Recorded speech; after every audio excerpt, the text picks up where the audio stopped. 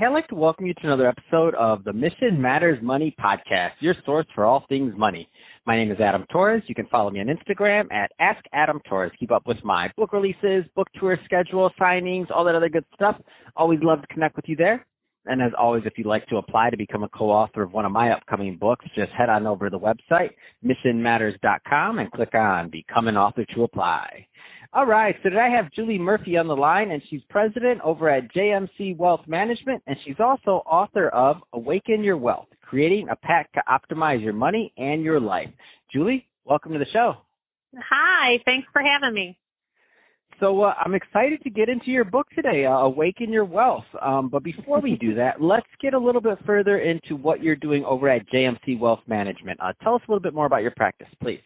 Sure, absolutely. I like to refer to as it's no longer a practice, it's now a business because I am now teaching other financial planners to do the unique holistic wealth management and life planning that we do for clients, where you align your money with the life that it is that you want to live, as opposed to only doing it to maximize your return, and it may be potentially at the cost of your health and other consequences in life, which happens in many other places around the finance world. No, that's great. And what I like about that is that you're, it's, and one thing is burnout for advisors, other things like that. It's a thing. And a lot of people kind of leave the industry because of that. So I like your balanced approach there. So I want to change it up a bit though. I do want to spend some time getting into the book. So Awaken Your Wealth, Creating a PACT to Optimize Your Money and Your Life. First off, what was the inspiration for this book? You know, I kind of consider it almost like a global give back. You know, there are a lot of people out there that can't necessarily afford to work one-on-one with a financial advisor. And so after 25 years of doing this, I've realized the process that I work clients through, very unique. I call it the PACT process, hence the subtitle of the book.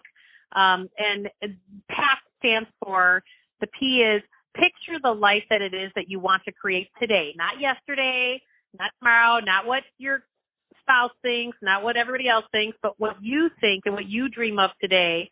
That's compelling reason for change. And then the second step in the process is, how do you really accept the reality that you've created in your life? Meaning, you may have worked a ton in your life and you've done it at the cost of your family, and now you're divorced and half your wealth went out the door because you wound up paying off your spouse.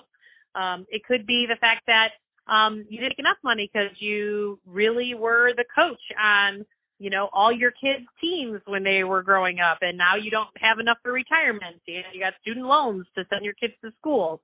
Or, the key is that you have to accept the reality of the life that you've created. And also in the second step of the process, it's about get back with your authenticity and who you are. I always like to say, let your freak flag fly, because you are unique as something.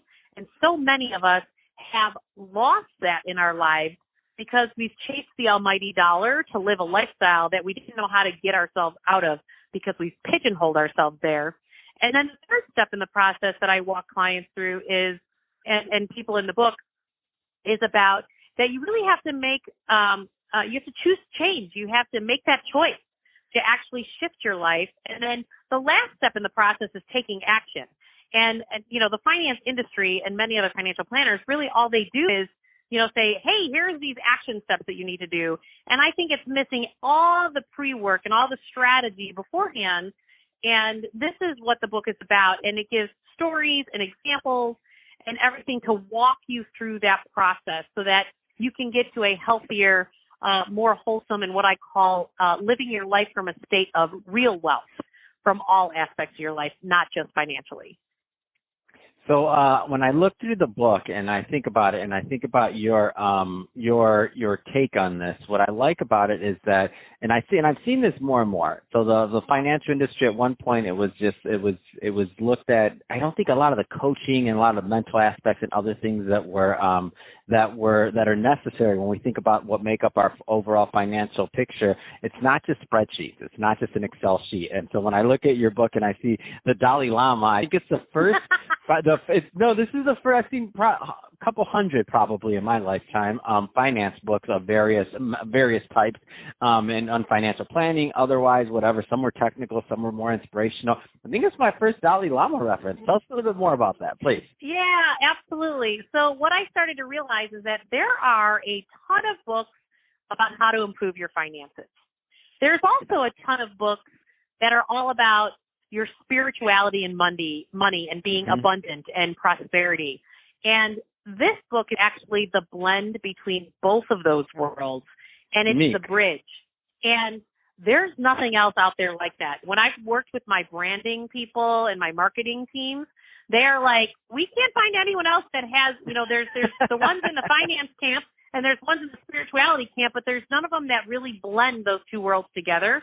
And that's what this is, which is why the Dalai Lama quote is right up front. And it's, it really, I always say that we work things out or we act it out, and we do it through our health or through our money.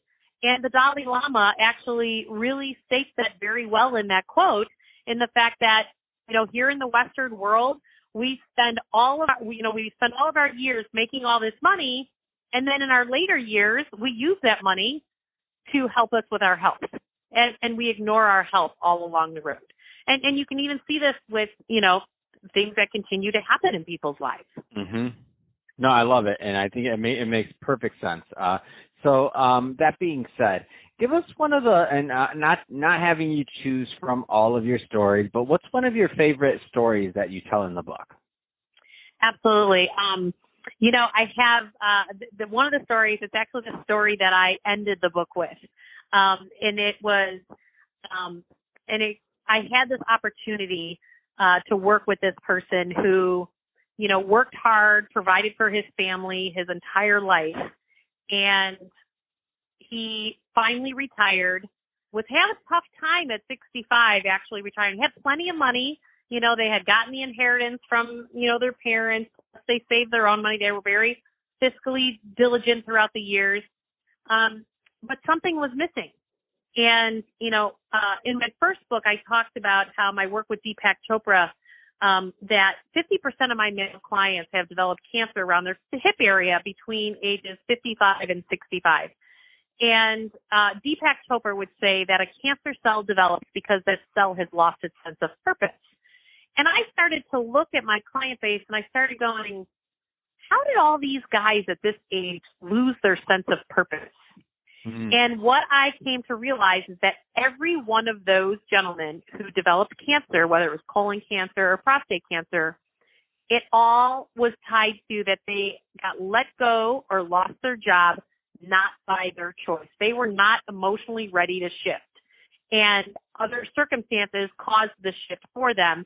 And then their health went haywire, and it showed up as cancer.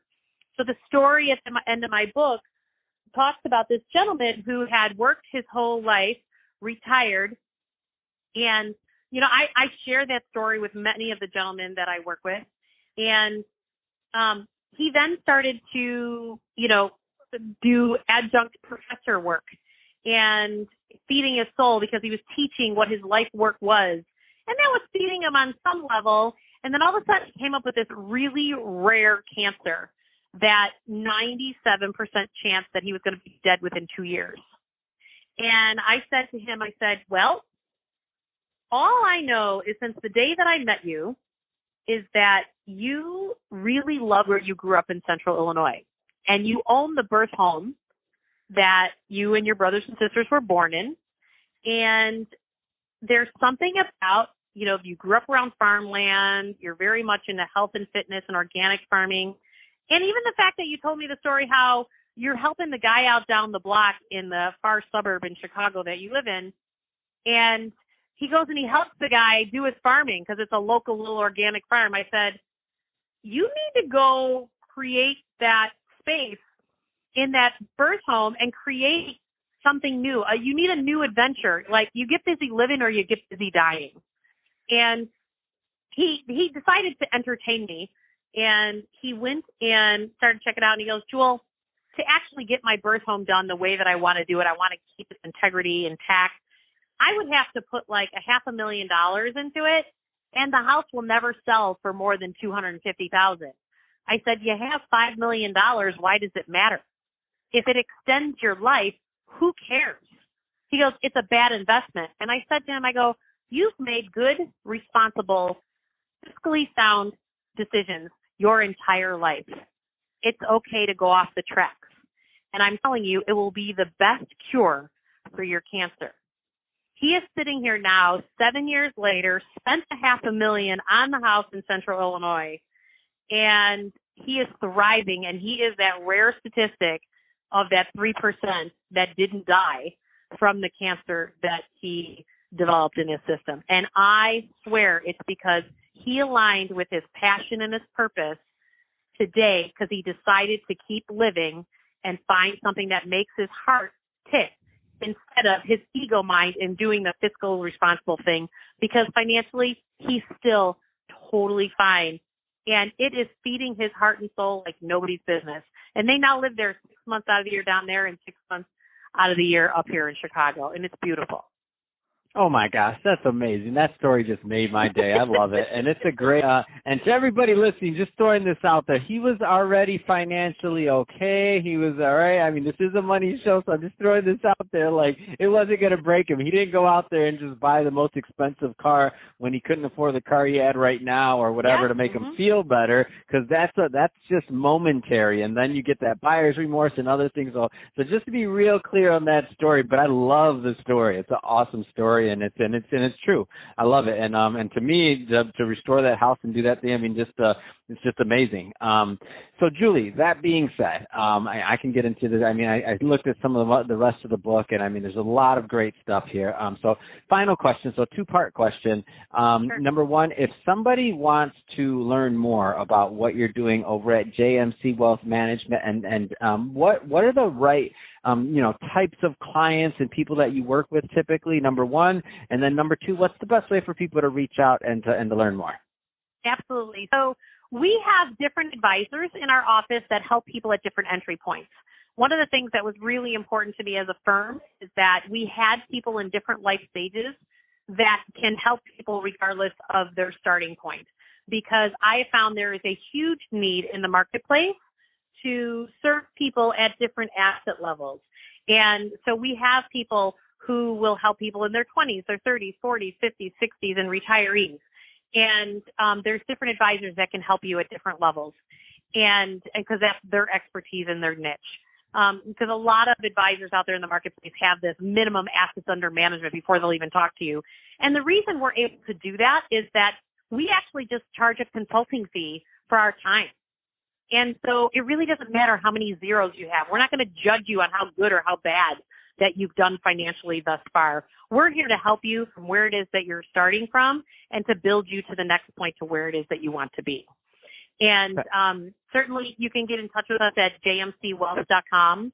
And if you're one of those people that really wants to do it more, not necessarily ready for one-on-one, or you like to do it yourself, and you've got stuff at Vanguard, but you want to readdress your strategy and stuff like that, and you like to do it yourself, go to juliemurphy.com. A lot of the holistic planning things that I'm talking about, and I refer people to strategic resources that I have that can help you on your journey, go to juliemurphy.com, and we have a resources toolbox there that and online coursework and things of that nature to help you along your journey, that if you're the one who wants to do it yourself, come to juliemurphy.com, enroll, and as we unpack mini courses and coursework, like you can take the courses with me, at large, or if you want the one-on-one help, you go straight to JMC Wealth Management.